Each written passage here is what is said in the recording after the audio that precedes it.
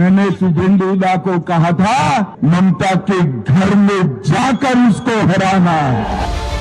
পশ্চিমবঙ্গের রাজনীতিতে চরম নাটকীয়তা। নতুন মুখ্যমন্ত্রী নির্ধারণে গুরুত্বপূর্ণ বৈঠকে অংশ নিতে আজ রাতেই কলকাতার পথে রওনা হচ্ছেন ভারতের স্বরাষ্ট্রমন্ত্রী ও বিজেপির কেন্দ্রীয় নেতা অমিত শাহ। তার এই সফর ঘিরেই জোরালো হচ্ছে সরকার গঠনের জল্পনা।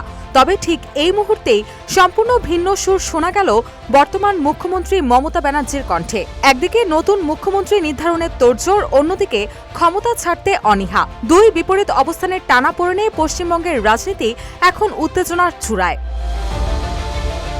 দলীয় সূত্রে জানা গেছে, বিধানসভায় বিজেপির পরিষদীয় দলনেতা নির্বাচন প্রক্রিয়ায় প্রধান পর্যবেক্ষকের দায়িত্ব পালন করবেন অমিত শাহ। আর এ কাজে তাকে সহযোগিতা করবেন ওড়িশার মুখ্যমন্ত্রী মোহন চরণ মাঝি।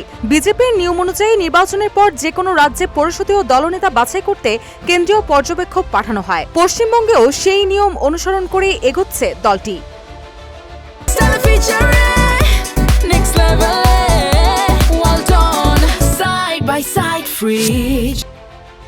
তবে এবারের প্রেক্ষাপট একেবারেই আলাদা, কারণ এতদিন বিধানসভায় বিরোধী ভূমিকায় থাকা বিজেপি এখন সরকার গঠনের দোরগোড়ায়। আর সেই কারণেই পরিষদীয় দলনেতা নির্বাচন মানেই নতুন মুখ্যমন্ত্রী নির্ধারণ।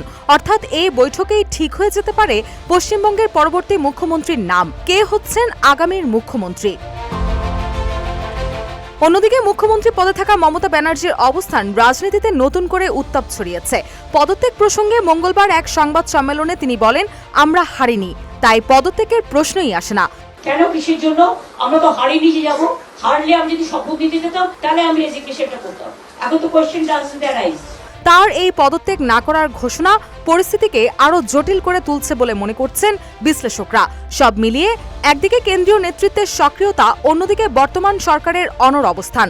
এই দ্বিমুখী রাজনৈতিক সমীকরণে পশ্চিমবঙ্গ এখন এক গুরুত্বপূর্ণ সন্ধিক্ষণে দাঁড়িয়ে। এখন সবার নজর সেই বৈঠকের দিকে, যেখানে নির্ধারিত হবে পশ্চিমবঙ্গের ক্ষমতার মসনদে কে বসতে যাচ্ছেন। রুশা সুর, নিউজ ডেস্ক, ইত্তেফাক।